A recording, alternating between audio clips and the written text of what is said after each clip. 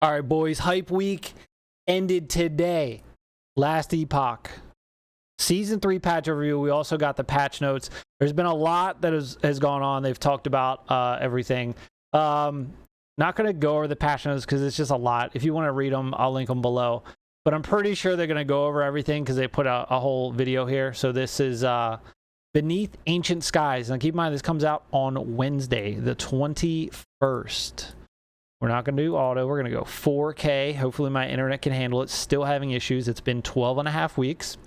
Let's watch and react to this. All right. Welcome, travelers. I'm Judd Kobler, founder of 11th Hour Games and game director for Last Epoch. And today, I'm excited to share with you all the awesome new updates coming in Season 3. I played this game day Beneath one. Ancient Skies, which is launching on August 21st. This update introduces a new campaign chapter where we'll be going back in time to explore the ancient past. I didn't know it was a new campaign chapter. A new system built around hunting evolving earth beasts and powerful new rewards. It also includes a rework of the Lich Mastery and improvements to the Necromancer, Beastmaster, Minion AI, and a long list of quality of life changes across the game. Let's take a look at what's new in Season 3 Beneath Ancient Skies. A lot of these updates look really good. I might go Beastmaster Chapter or Lich. 10 expands the campaign following the events of Majasa's defeat. Players will continue the story by pursuing Apophis into the ancient This looks era. so good. As you chase Apophis down, you will traverse through a prehistoric realm filled with monstrous wildlife and flora. You will explore beautiful areas such as lush jungles and vast forests filled with dinosaurs, as well as crystal-filled caves and giant insect-infected mountains. As you get further, you will find dragon layers and even the floating temple of Atera in the sky. Fucking you will sick, meet dude. some unlikely allies and find Nagasa, Osprix, and Wingari peacefully coexisting. Next, we'll take a look at the new encounter system, the Primal Hunt. Yeah. Throughout the campaign and fun. in-game, you'll encounter mysterious rifts, gateways into the ancient era. That's a cool effect. On the other side, players will dive into deep caves where they will find the rift beasts and their nests. After defeating... So I don't know. I guess they're going to talk about right here. These rift beasts can be changed. You can alter how they evolve. It's really fucking cool. Really cool. The beast, players choose one of the hatchlings to spare, which grants future rift beasts a new evolution. Hold on, I gotta do something. All right, sorry, my internet cut out again, and I had to report it to the engineers because they can't figure this shit out. They gave me a new DNS server to ping because like, well, it could be, you know, you're losing it on Google's end, so it could be something out of our control. And then they gave me their own DNS server within 4 minutes. Request timed out, and the video was buffering. So I was like, fucking sick. Anyway. Evolutions add new abilities, body parts, and rewards to the next generation of rift beasts. That's sick. As you continue on your journey, you will be ambushed by the evolved rift beasts until you eventually find another rift back to their lair, where you can continue to evolve the current lineage.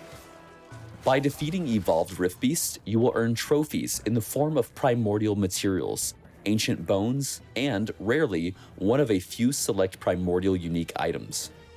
You can also trade your primordial materials with a friendly Wingari hunter, Scarven Bloodhorn, for primordial uniques and runes of evolution, a new rune used to craft primordial exalted items. Primordial items are so powerful that each traveler may only have a single primordial item of either kind equipped at a time. Over 30 new uniques have been added in this patch, including 25 primordial uniques. Oh, hell Some yeah. highlights include Carrion of Creation, gloves which convert 6 other ailments into bleed chance. Damn. True Sight Glass, an amulet that unlocks access to a second tier of critical strikes. Blossom of Immortal Stone, an amulet that converts all void, necrotic, and poison damage taken to physical damage. And Tyrant's Skull, allowing any wearer to be accompanied by a powerful T-Rex minion. These primordial uniques are very strong. EHG is wishing you good rolls and good luck hunting. However, you may be interested in primordial exalted items, which are obtained by using the Rune of Evolution.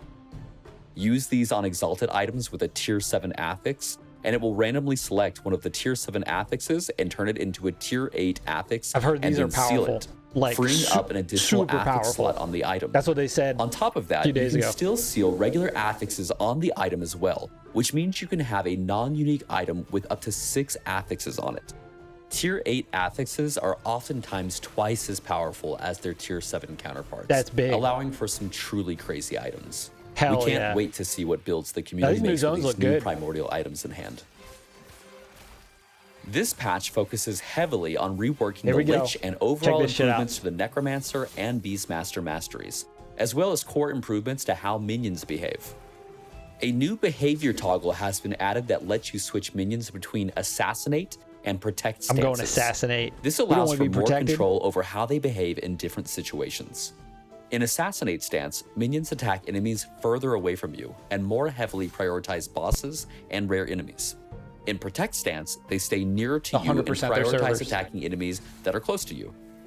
Minions will now prioritize their current target more consistently and disengage less often when the player moves. Also, while in Assassinate stance, minions will have a longer leash distance before turning to follow you and will now teleport to the player if they fall too far behind. When not in combat, minions will move towards the player's destination, not the player's current position. We've also addressed a number of ways in which minions would not be updated when equipping or unequipping items. In addition, they gain more damage and damage reduction from player levels than before.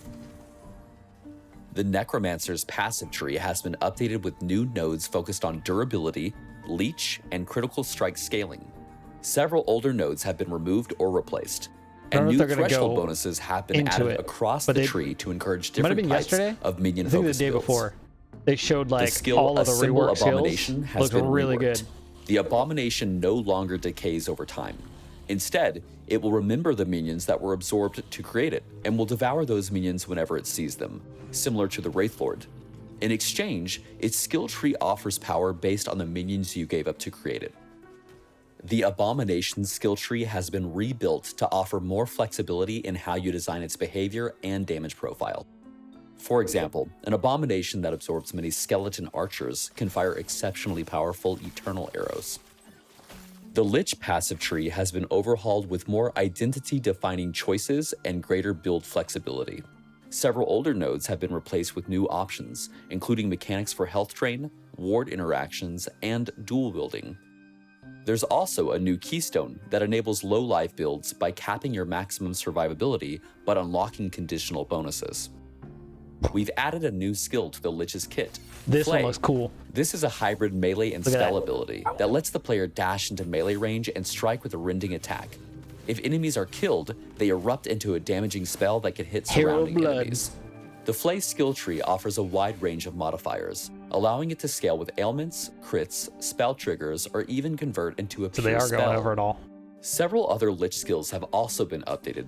Aura of Decay's damage has been improved. It can be converted to bleed or frostbite, and its tree has new options to enhance its potential as a primary damage-dealing skill.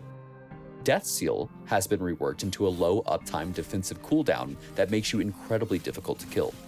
And Rip Blood now hits all enemies in a line in front of you and has new effects in its tree to improve its single target damage potential. Even make it freeze. One of the updates coming to the Merchant's Guild are new tokens designed to streamline and enhance your progression and overall trading experience. Merchant tokens remove the favor cost of a purchase, and you get a free one every time you rank up. This means that whenever you reach a new rank, you'll be able to buy an item that requires that rank, even if you wouldn't have otherwise had enough favor. Black market tokens allow you to buy and equip items that you would have otherwise needed a higher rank to purchase and use, while also removing the favor cost of the purchase, like the merchant token. There are also new changes coming to the bazaar. The UI now has better search functionality for unique, set, and legendary items, clearer labeling of priced and unpriced listings, as well as a way to quickly apply a filter based off an item in your inventory. These changes aim to improve the trading experience for all players. Next, let's go over quality of life improvements coming in patch 1.3. Okay. Visuals and audio have been polished across the board. Dozens of skills now feature improved VFX and sound design. New voice acting has been added for major NPCs in Chapter 9 and 10, as well as updated sound sets for many enemies. Loot filter updates now let you customize ground themes and item icons per rule. Ooh. In addition, you'll now have the ability to select between many new, unique, easily identifiable sound effects, all making it easier to distinguish valuable drops. Stash tabs can now be cloned or moved in bulk, and stash search macros make it easier to find exact gear types or affixes. The Forge UI has been updated with clearer button placement and additional tooltips. Controller support has improved across menus and tooltips, with better navigation flow and more consistent layout behavior. Audio sliders for music, effects, and voice lines now use a new backend system that provides more consistent volume scaling across all content. Hell yeah. We've added a new UI element to remind you when ground tooltips are turned off, and one that reminds you when you've left a piece of gear in the Forge. And there's new visual polish on Alt to compare overlays and item preview windows. Patch 1.3 includes hundreds of bug fixes and optimizations aimed at improving stability, gameplay, clarity, and performance. Okay. Terrain interaction and targeting logic have been adjusted to reduce cases where abilities fail to cast or hit unexpectedly. Loading times have been reduced across multiple zones. Nice. And memory usage during long play sessions has been pretty improved. good. This is pretty impressive. Other I know fixes Tencent just bought them out, but better I'm detection assuming for that'll stuck be next characters when season. teleporting or using really see movement them, you know? abilities, reduced screen shake intensity on certain abilities, and improved filtering options for screen effects. And we fixed several issues with skill cooldowns, minion responsiveness, and chat filters. Also launching with Season 3 are the Primal Supporter Packs, our newest set of limited time cosmetics. As always, everything here is cosmetic only, no pay for power. This is a way to support the game and unlock some really cool visuals in the process. Let's start with the Primal Traveler Pack. Look at that This pack toucan. leans into the spirit of ancient exploration, with cosmetics that feel right at zone home looks in really the wilds cool. of the ancient era. Look at the big dinosaur You'll get the Primal footprints. Traveler Forum Badge, a shoulder-clinging sloth named Backsloth, I the love me a bone good and stone Jurassic Primal Park, you Hatchet, know? and the crow-themed Carrion Scepter. Rounding it out is Nigel, the last Epoch toucan Nigel. who has arrived from his exile to the remote islands far to the east. Next is the Primal Templar Pack, which includes everything from the Traveler tier, plus a lot more. You'll get the Surian Hide Cloak, made from leather, feathers, and bone, and the fossilized portal, formed from the remains of an ancient dragon. There's the Primal Slicer, a jagged one-handed sword, and the full Wild Hunter's leather armor set. You'll also unlock the Primal Soul Evade effect, which leaves a spectral dragon tail trailing behind you, and the Earth Shaker footprints, with each step pounding the ground into golden tremors. And of course, it includes the Primal Templar Forum Badge, and a bundle of Epoch points to use in the cosmetic store. Hell yeah. The Primal Vanquishers pack expands your options even further and includes everything from the Traveler and Templar tiers. This one takes a darker turn, think Ritual Magic and Forgotten Power. It comes from the Carrion Caster two-hand staff, and complete Carrion Herald armor set, and 2 effect cosmetics, the Dark Pursuit Evade, which trails Crimson Energy behind you, and Ritual Footprints, which inscribes glowing runes into the earth.